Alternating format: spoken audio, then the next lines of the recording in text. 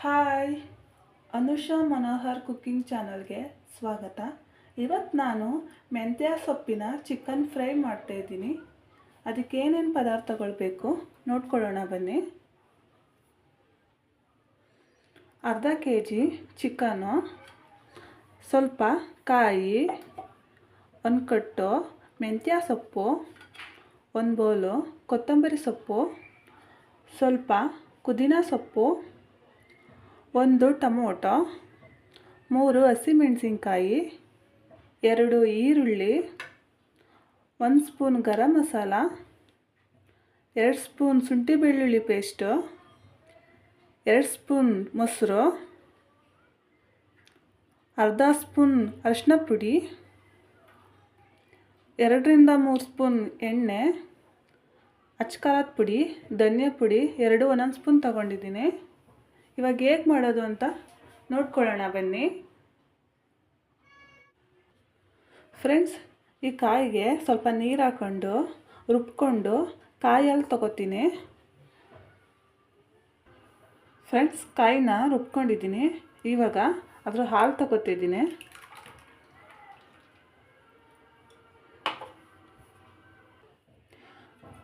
ಕಾಯಿ ಹಾಲನ್ನ ತಗೊಂಡೆ. ಇವಾಗ ಹೇಗೆ ಮಾಡೋದು ನೋಡ್ಕೊಬರೋಣ ಬನ್ನಿ. ಒಂದು ಪ್ಯಾನ್ಗೆ ಎಣ್ಣೆ ಹಾಕ್ಕೊಂಡು, ಎಣ್ಣೆ ಕಾಯ್ದಿದೆ, ಹಸಿಮೆಣಸಿನ್ಕಾಯಿ ಹಾಕೋತಿದ್ದೀನಿ.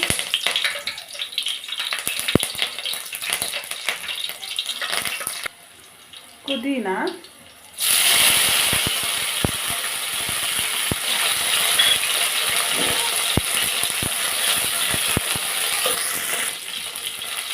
ಮೆಂತ್ಯ ಸೊಪ್ಪು,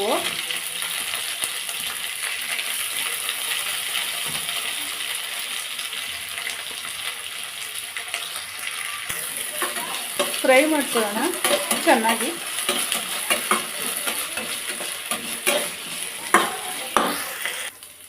ಮೆಂತ್ಯ ಸೊಪ್ಪು ಫ್ರೈ ಆಗಿದೆ.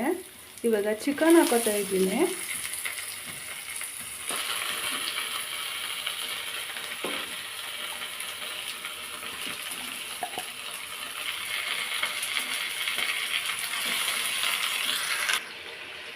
ಚೆನ್ನಾಗಿ ಮಿಕ್ಸ್ ಮಾಡಿ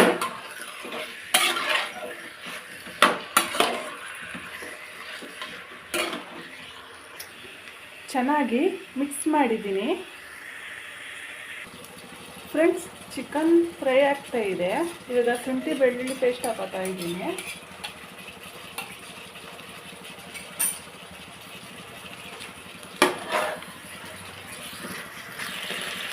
ಅರಿಶಿಣ ಪೌಡರು,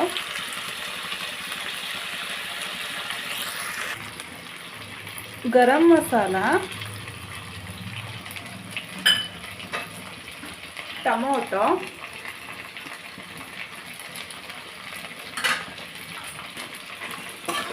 ಚೆನ್ನಾಗಿ ಮಿಕ್ಸ್ ಮಾಡ್ತೀನಿ.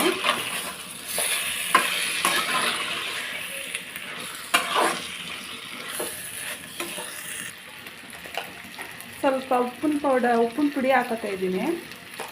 ಚಿಕನ್ಗೆ ಉಪ್ಪಿಡಿದೆ ಅಂತ.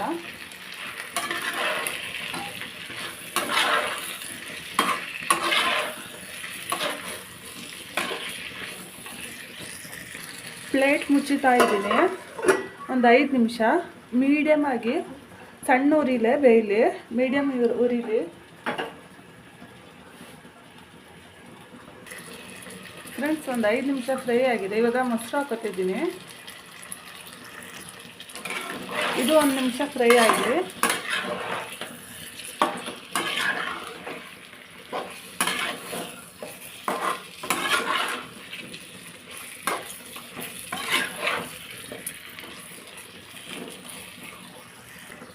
ಒಂದು ನಿಮಿಷ ಫ್ರೈ ಆಗಿದೆ. ಇವಾಗ ಕಾಯಲ್ಲಿ ಹಾಕೋತಾ ಇದ್ದೀನಿ.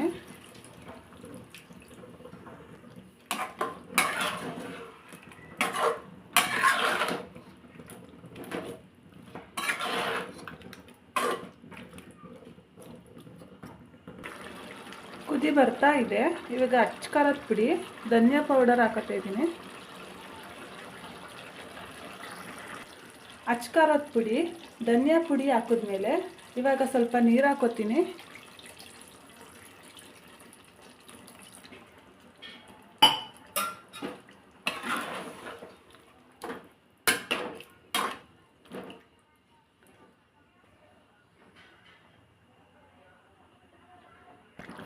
ಕುದಿ ಬರ್ತಾ ಇದೆ.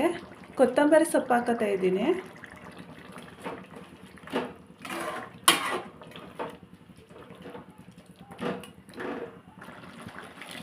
ಇವಾಗ ರುಚಿಗೆ ತಕ್ಕಷ್ಟು ಉಪ್ಪು ಹಾಕೋತಾ ಇದ್ದೀನಿ. ಮೊದಲೇ ಸ್ವಲ್ಪ ಉಪ್ಪು ಹಾಕ್ಕೊಂಡಿದ್ದೆ, ಇವಾಗ ನೋಡ್ಕೊಂಡು ಹಾಕೋಬೇಕು. ನೋಡಿ ಫ್ರೆಂಡ್ಸ್, ಕುದಿ ಬರ್ತಾ ಇದೆ. ಚಿಕನ್ ಫ್ರೈ ಆಗಿದೆ. ಇವಾಗ ಒಂದು ಪ್ಯಾನಿಗೆ ಸ್ವಲ್ಪ ಎಣ್ಣೆ ಹಾಕ್ಕೊಂಡು, ಎಣ್ಣೆ ಕಾದಿದೆ, ಈರುಳ್ಳಿ ಹಾಕೋತೀನಿ.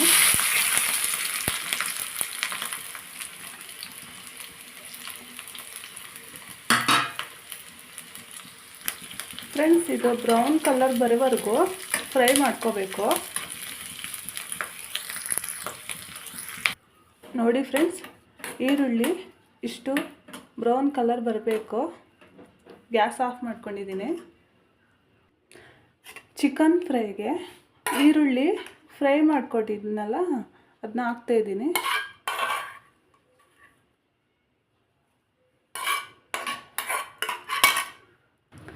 ಇವಾಗ ಒಂದು ಮಿಕ್ಸ್ ಕೊಡೋಣ.